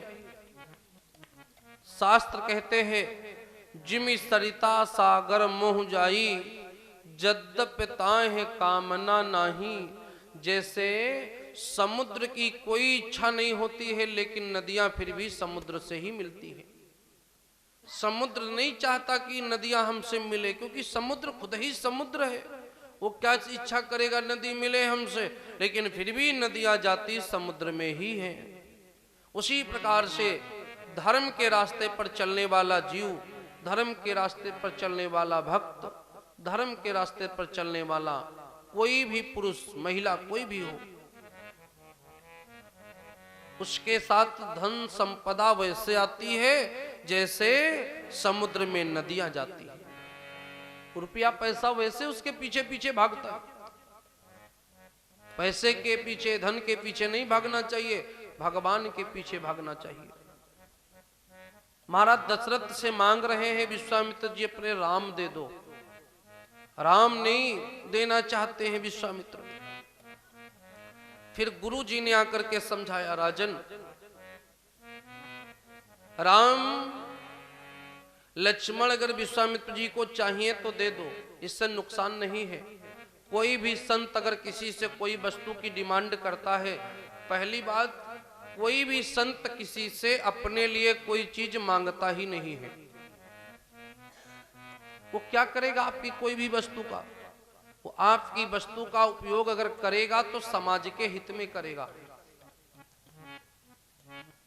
मैं कथा करता हूं तो कई बार भक्त पूछते, महाराज जी मेरी कथाएं संस्था की तरफ से हम करते हैं, विश्व शांति मानव कल्याण मिशन ये हमारी संस्था है, और इस संस्था का निर्माण मैंने इसलिए किया है कि मैं पूरे अखंड भारत में निःशुल्क कथा सुनाऊं लोगों को। निःशुल्क कथा हमारी होती है, और कोई भी कथा हो तो 50,000 रुपए खर्च लगता है टेंट पंडाल दुनिया में। कुछ ना करो तो हम लोगों के अतिरिक्त कोई खर्च नहीं होते तो है ही नहीं अतिरिक्त कोई खर्चा। तो भक्त कई बार पूछते, महाराज जी आपकी डेट फिक्स हो जाती है और ये बजट बाद में बनता है कथाओं का, ये आ जाएगा कैसे, क्या होगा? मैं कहता हूं हमेशा लोगों से, और ये मेरा अपना विश्वास रहता, निरंतर कथा चलती ही रहती है लगभग में, और बजट कहां से आएगा कैसे आएगा ये हमको नहीं पता होता। हम कथा शुरू कर देते, बजट बाद में आता रहता है। अब कहां से आता, राम जी कब भेजते हैं, किसको भेजते हैं, ये हमें भी नहीं पता होता, और हो जाता सब। तो संत जो वही चीजें बताते जो उन्होंने अपने जीवन में अनुभव किया होता है। मैं हमेशा एक बात बोलता हूं, ये हमारे साथी लोग भी हमसे जब पूछते हैं, गुरुजी लगता है कि यहाँ तो कुछ व्यवस्था होगी नहीं, तो मैं इन लोगों से भी कहता हूं कि कोई आ जाएगा देने वाला, और वही विश्वास है कि कोई ना कोई आ ही जाता है, कहीं से कोई आ जाता है। आता नहीं तो कथाएं चल कैसे रही? एक कथा कोई करके देखे बिना शुल्क लिए भी है। यहाँ तो सारी व्यवस्था मैं अकेले संभालता हूँ, प्रचार करवाना, होल्डिंग बैनर जाना, कथा का आयोजन करना, और कथा भी बड़े हृदय से सुनाता हूँ, आप लोग सुन ही रहे हैं। कोई शुल्क हमारा नहीं होता। तो कोई भी संत है, सेवा ऐसा नहीं, सेवा हम भी बताते हैं। 2-4 भक्त ऐसे हमको नजर में आ जाते हैं जिनको हम बता दिया करते हैं कि ये सेवा है कर लो, वो कर भी लेते हैं, हो जाता है सब। भैया राम प्रताप जी कथा में यजमान है, 51 मुद्राओं का दक्षिणा सहयोग भैया की तरफ से इस कथा में सम्मिलित है। अभी मैंने आप ही को सहयोग बताया है कथा का, बाकी मैंने अभी किसी से कुछ कहा नहीं। हमें पता है सब आ जाएगा। जैसे समुद्र में नदियां मिलती हैं, वैसे जहां धर्म है वहां धन जाता है। इच्छा न करिए, इच्छा चिंता तो हरि नाम की और न चितवे दास। चिंता तो केवल भगवान की कथा की करनी है, बाकी सब हम ही करेंगे तो भगवान क्या करेंगे? भगवान भी तो कुछ करें, हम कथा करें, भगवान चिंता करें। हो जाता है सब। तो यही शिक्षा मैं सबको देता हूं भक्तों को कि आप अपने धर्म पे चलिए, व्यवस्था सब सरकार करेंगे, वो सब करते हैं, सबकी व्यवस्था करते हैं। वो किसी को अकेला नहीं छोड़ते, बस उनका कोई नाम तो ले। केवल उनसे ये कहिए भगवान हमको साथ दीजिए, भगवान देना हो तो दीजिए जन्म जन्म का साथ। तो भगवान को नहीं छोड़ना चाहिए। महाराज दशरथ नहीं देना चाहते हैं। वशिष्ठ जी ने समझाया, राजन कोई भी संत कोई वस्तु जब किसी से लेता है तो अपने लिए नहीं लेता है, वो देश के लिए लेता है। और संत को कोई भी वस्तु भेंट करने से, मैंने पिछली कथा में भी सुनाया कि जो वस्तु हम भेंट करते हैं वो दूना हो जाती है, वो खत्म नहीं होती, वो चीज बढ़ती है। महाराज दशरथ को समझा रहे हैं वशिष्ठ जी कि तुम राम लक्ष्मण को दे दो। और हकीकत है कि राम लक्ष्मण 2 लोग, 2 को दिया है विश्वामित्र जी को राम जी दशरथ जी ने, तो उधर से 4 मिली है। कौन? बहुएं। जनकपुर से 4 बहुएं आई है ना, चारों भैया लोगों का विवाह हुआ, 2 दिया तो 4 पाए, दूना हो जाता है। कई ऐसे प्रमाण हैं। खैर विश्वामित्र जी को राम लक्ष्मण दिया राजा दशरथ ने, लेकर के वहां से चले। श्री धाम अयोध्या जी से निकले हैं, सरयू जी को पार किया, पहुंच गए जाकर के बक्सर में। बक्सर में यज्ञ हुआ, यज्ञ संपन्न हुआ और यज्ञ के पश्चात जनकपुर से एक दूत आता है, विश्वामित्र जी को पत्र देता है। पत्र पाकर के विश्वामित्र जी राम लक्ष्मण को लेकर के जनकपुर प्रस्थान करते हैं। गंगा नदी पे स्नान करते हैं। राम जी को गंगा नदी के किनारे बैठ करके विश्वामित्र जी गंगा अवतरण की पूरी कथा सुनाते हैं कि गंगा जी पृथ्वी पर कैसे आई। विश्वामित्र जी बोलते हैं कि आपके ही परिवार में बहुत समय पहले एक राजा हुए जिनका नाम था भागीरथ, वही देवलोक से गंगा जी को पृथ्वी पर लाए हैं और तभी से गंगा महारानी इस जगत संसार को पवित्र करती आ रही है। पूरी कथा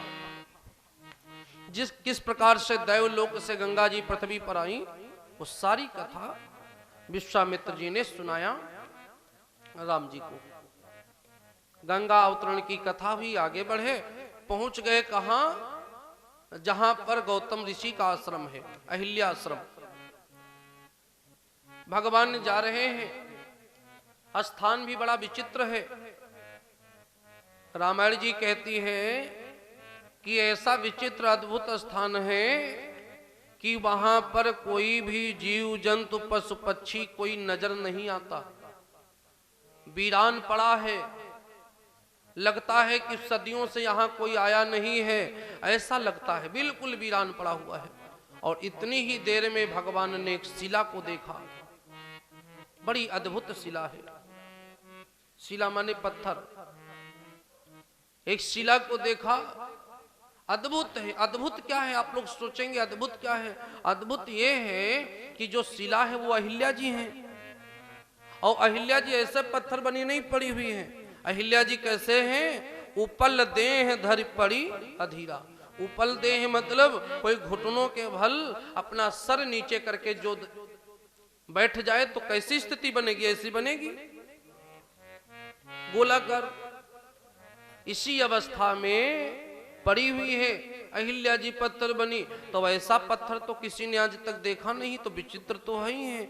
इसलिए उपल देह धर पड़ी अधीरा। जब ऐसी स्थिति में पत्थर देखा, बड़ा अद्भुत शिला पत्थर है, तो राम जी ने पूछा विश्वामित्र जी से, महाराज ये कौन है? बताया इनका नाम अहिल्या है, गौतम ऋषि की पत्नी है। इंद्र ने इनके साथ छल किया है, गौतम ऋषि ने क्रोध में इनको श्राप दिया है, इसलिए पत्थर बनी हुई पड़ी है।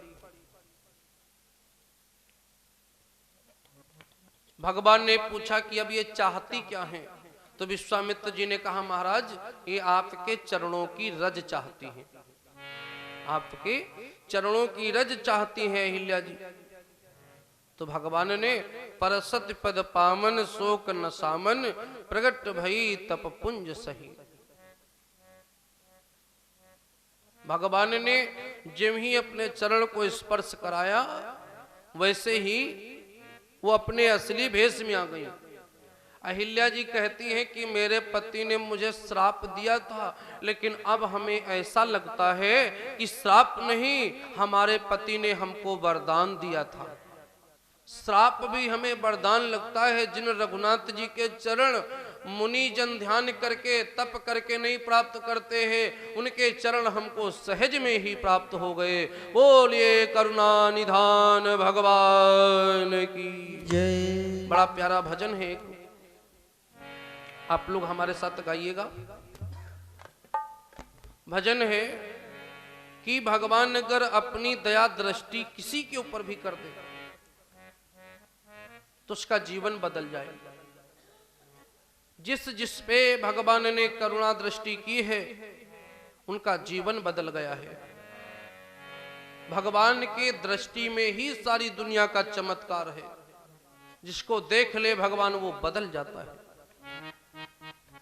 सुदामा को देखा था, जो दलिद्र सुदामा आए थे वो सेठ सुदामा बन गए थे, हैं?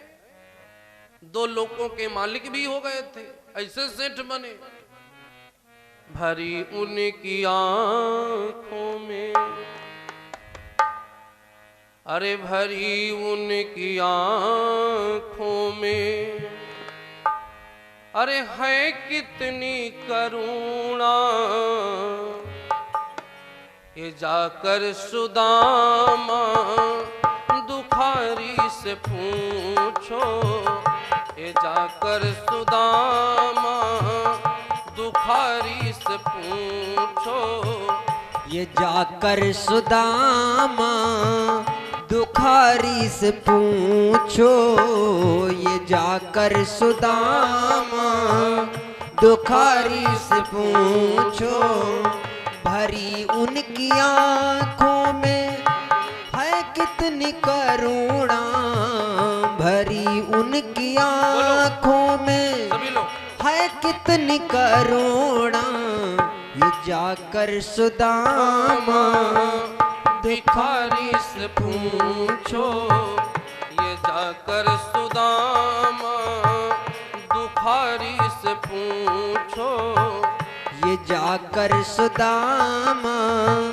दुखारी से पूछो, करामात क्या उनके हो चरणों की रज में, करामात क्या उनके हो चरणों की रज में, ये जाकर के गौतम की नारी से पूछो, ये जाकर के गौतम की नारी से पूछो, ये जाकर के गौतम की नारी से पूछो,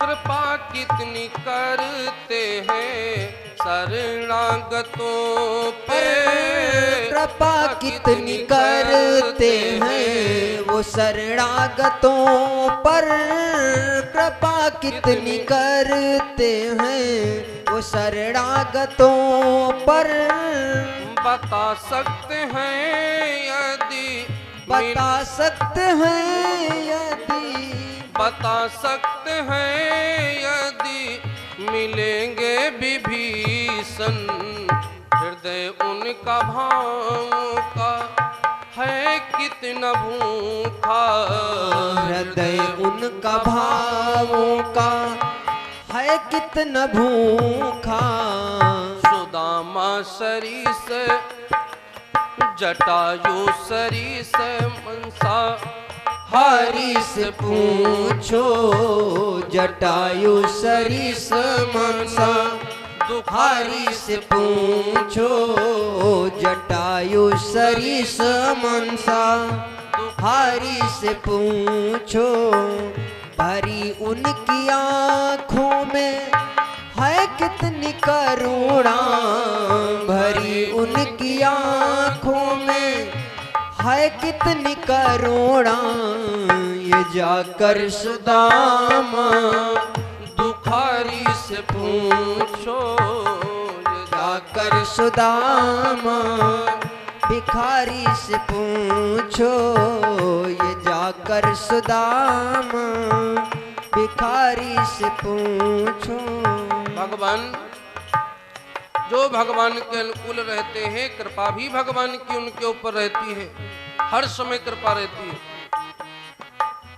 कृपा कितनी करते हैं शरणागतों पे, कृपा कितनी करते हैं शरणागतों पे, कृपा कितनी करते हैं शरणागतों पे, बता सकते हैं यदि बता सकते हैं यदि मिलेंगे विभीषण, हृदय उनका भावों का है कितना भूखा, हृदय उनका भावों का है कितना भूखा, जटायु सरीस मन दुखारी से पूछो, जटायु सरीस मनसाहारी से पूछो, जटायु सरीस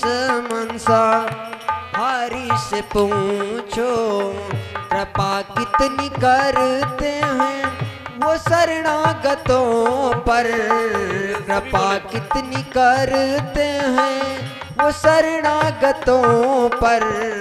ये जा कर के गौतम की नारी से पूछो, ये जा कर के गौतम की नारी से पूछो। भगवान जब कोई दुखी होता है और भगवान का ध्यान करता है, भगवान उसके सुनते जरूर है। हस्तिनापुर में जब दुशासन साड़ी खींच रहा है द्रौपदी की, द्रौपदी जी ने याद किया कन्हैया को, भगवान आए, बहुत सारे भक्तों ने याद किया है और भगवान उनकी लाज मर्यादा बचाए हैं। आप लोग कथाओं में बहुत सारे लोगों का नाम सुना है।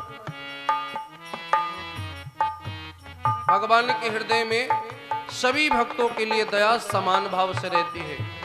हृदय उनका भावों का है कितना भूखा, हृदय उनका भावों का है कितना भूखा, हृदय उनका भावों का है कितना भूखा। भगवान के हृदय में भावना ही चलती है। एक मिनट समझ लें, सुग्रीव और बाली दोनों लोग भाई हैं। भाव भगवान ने देखा सुग्रीव का पवित्र है तो सुग्रीव की तरफ से भगवान ने बाली को मारा। जो सुग्रीव बरसों से पर्वत में रहते थे, ऋषमुख पर्वत पर बरसों से अपने राज्य से वंचित थे, एक क्षण में भगवान ने उनको राजा बना दिया। विभीषण भैया जो रावण ने लात मार करके अपने दरबार से निकाल दिया है, उन विभीषण को भगवान ने पल भर में सिंधु से नीर भरा एक नाथ विभीषण को युवराज बनायो, एक पल में राजा बना दिया। भगवान सबकी सुनते हैं, हम अपने हृदय से भगवान को सुनावे तो भगवान सबकी सुनते हैं। हम लोग यहाँ पर बैठे हुए हैं और भगवान हम लोगों की भी सुनेंगे। अपने हृदय से भगवान से, मैंने पहले दिन भी कहा है कि जो भी प्रार्थना हो मन में रखिए और भगवान से जरूर कहिए। भगवान की कथा हमारी जो भी समस्याएं हैं वो दूर करती है। यहीं से कथा का आज शुरुआत ही हुई है कि कथा दुख को दूर करती है। कई प्रमाण में दे चुका हूं इतनी देर में कि कथा जो है दुख को नष्ट करती है। सबसे बड़ा प्रमाण है, सीता महारानी बैठी हुई है, जगत जननी सीता स्वयं दुखी बैठी हुई है सुग वृक्ष के नीचे लंका में। हनुमान जी महाराज ने उनको राम कथा सुनाई, रामचंद्र गुण बर नहीं लागा, और उनके दुख दूर हो गए। तो भगवान तो हमारे भाव के भूखे हैं। भजन में कई लाइनें हैं, ये भजन कल पूरा करेंगे क्योंकि समय विशेष हो गया है, विश्राम से भी आगे हैं हम लोग, इसलिए भजन की 4 लाइनें हैं, वो चारों लाइनों की भजन लंबा भजन है, तो उसको हम लोग कल पूरा कर लेंगे और कथा को यहीं पर विश्राम करेंगे। और सभी लोग संकीर्तन एक बार बोलें और उसके बाद में आरती हो और प्रसाद लेकर के जाएं। सभी लोग बोलेंगे, भज मन नारायण नारायण नारायण, भज मन नारायण नारायण नारायण, भज मन नारायण नारायण नारायण, भज मन नारायण नारायण नारायण, भज मन नारायण नारायण नारायण, लक्ष्मी नारायण नारायण नारायण, लक्ष्मी नारायण नारायण नारायण, लक्ष्मी नारायण नारायण नारायण, भज मन नारायण नारायण नारायण। बोलिए नारायण भगवान की जय। भजन पे कथा रोकी गई है, इसलिए भजन पे रोका है क्योंकि इस भजन की जितने भी लाइनें हैं सब व्याख्या की लाइनें हैं। हृदय भगवान का भाव का भूखा है। इस शब्द की व्याख्या भी बहुत विशेष है और इसमें 3 लाइनें भी आगे शेष हैं और तीनों लाइनों की विशेष व्याख्या है। इसलिए कल इसी भजन से हम कथा को शुरू करेंगे और इसकी तीनों जो चरण है भजन की चौपाई जो लाइनें हैं उनकी तीनों की व्याख्या करेंगे।